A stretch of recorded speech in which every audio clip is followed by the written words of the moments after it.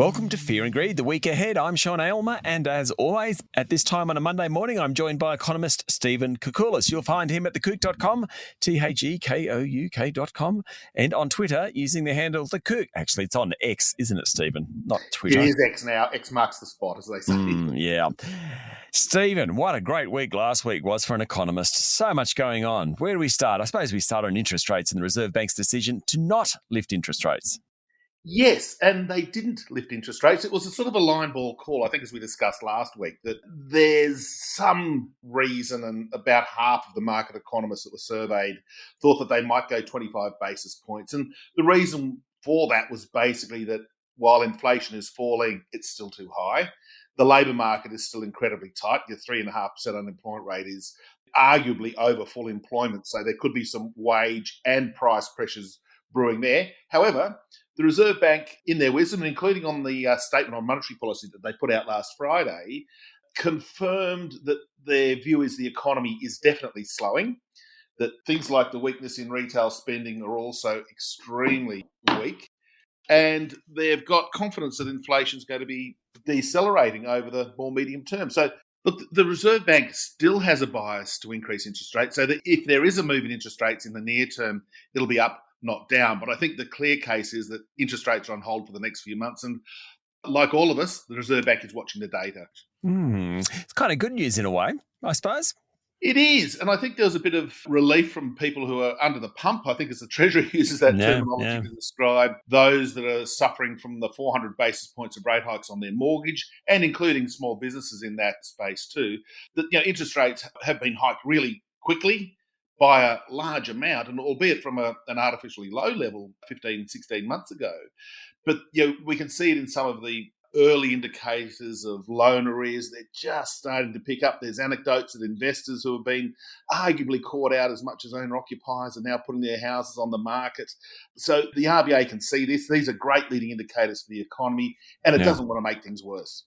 What does the Reserve Bank think will happen to the economy? They put out their statement on monetary policy on Friday. They also had retail trade building approvals figures out last week. What does the bank think is going to happen?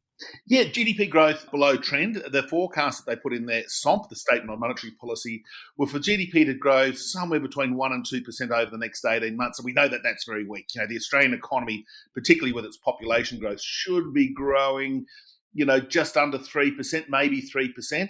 So anything in that 1% to 2% band is, a materially lower rate of economic growth. And as you pointed out, the retail sales numbers on last week were very poor. They were showing that in volume terms, in the June quarter, they were down 0.5%.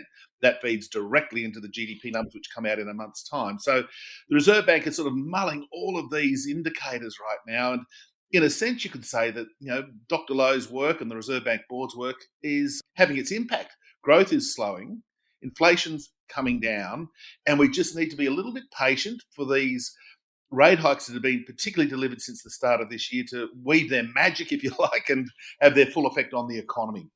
Not a lot on this week compared to last week particularly. ANZ job ads, I suppose, will be interesting in terms of a leading indicator of what's happening to that market. And, of course, Westpac consumer sentiment. Everyone's in the doldrums, and even NAB's business conditions and sentiment survey isn't quite as strong as it used to be. Yes, not a top-tier week, I suppose. Although having said that, each of the three indicators that you mentioned are all important in their own way. The job ads series, yes, there's the softening in the labour market, and job ads have eased back a little bit since the start of the year. Not a sharp fall, it must be noted. So there's still decent demand for workers out there from the private sector, even though the economy is slowing down. So any further dip in job ads will be interesting as it feeds into the more immediate outlook for employment.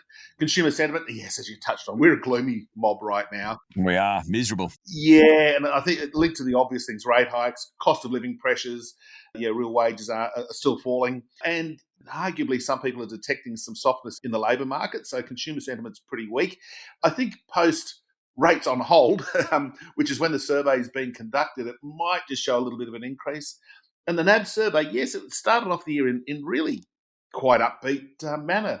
But again, it's reflecting the slower rate of economic growth. So even the business sector is now starting to look at a softer economy. So it'll be interesting to see what business conditions are, which is sort of like the pulse of where the economy's at, versus business confidence, which is sort of the touchy-feely, well, how are you feeling about the economy? There's often a big divergence between those two. I dare say actual activity will be okay. Confidence will probably be a little bit weaker. Stephen, enjoy your week. Thank you, Sean. That was economist Stephen Koukoulas, better known as The Kook. You can find him at thekook.com and follow him on Twitter using the handle The Kook.